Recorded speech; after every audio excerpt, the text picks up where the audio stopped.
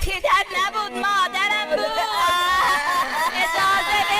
اجازه بدید میخوام یه بیت از مادر بخونم.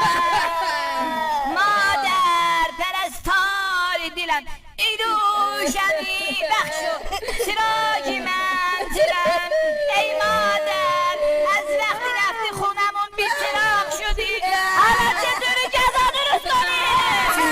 آقا واسه ببینم قبول نیست، من بابام فوت شده. داداش میدونم ولی شرمنده من گوشیم خاموش شد. یعنی چی؟ یعنی هر چی شیه دارم تو این گوشیم روزه پدرم یادم رفته. بهتر تا آهنگ اسم مدایی چرا؟ یعنی واقعا خوش به حالت، هیچ سکته مغز نمیکنه. اصلا الان یه آهنگ بندری میذاریم روح بابا شاد شه. محمد پلی کن.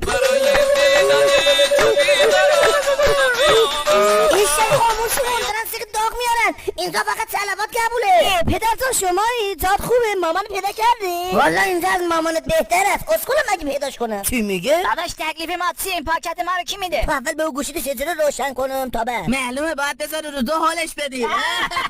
زهرمار مثلا عزادال ما. والا باید بزنیم تو شارژ دیگه. نه شارژ تموم شده؟ من فکر کردم گوشیت از کار افتاده. نه دیگه شارژشه. خب الان میگم بچه‌ها برات شارژر بیارن، قصه نداره که. شرمندنه، من هر چارجری نمیزنم به گوشیم، فقط چارجر خودش. لس نشی بابا، یه گوشی دیگه چی داره مگه؟ آیفون 17 پرو مکس نارنجی ها. چی میگه؟ آقا جان من یه جا میشناسم همه شارژراش اصله. کجا؟ شارژینو تازه برای کسایی که این قسمت رو میبینن 5% تخفیف میده. ارسالش هم به کل ایران رایگانه. ای ساگل بگو سری بذارم تو پاکت برام بیارن. باشه تا من سفارش میدم که گرام بخونه فضا آروم نگیره. بدو. نگران نباشید من میخونم. خوبه بسم الله. بسم الله الرحمن الرحیم.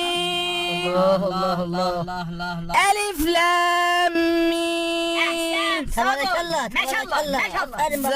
ذالک کتاب لا ریب فیه. نخون آقا نخون. پسرم ولش کن، اینجا همه دارن خنده پاره میشن. بخون. چی میگه؟ سلام علیکم. علیکم السلام. علیکم این هم السلام. شارژر اصلی آیفون کی میخواد؟ برای منه، بده بزنم شارژ ببینم واقعا اصلی یا نه. خیالتون راحت، شارژر ما ضمانت 30 روزه داره. واقعا سرورم میشه یه شارژر درازم برای من پیدا کنی؟ حتما، حالا که گفتید پیدا میکنم. 100 متریشو پیدا میکنم. بابا یه لحظه چی نگید ببینم بالاخره گوشی مدار روشن شد یا نه. بابا داداش این شارژرش که خیلی عالیه ولی یه مشکلی هست. دیگه چه مشکلی؟ واقعیتش اینه که من اصلا مدار نیستم، جبکنم، فقط خواستم یه پول بدیم زده باشم. چی میگه؟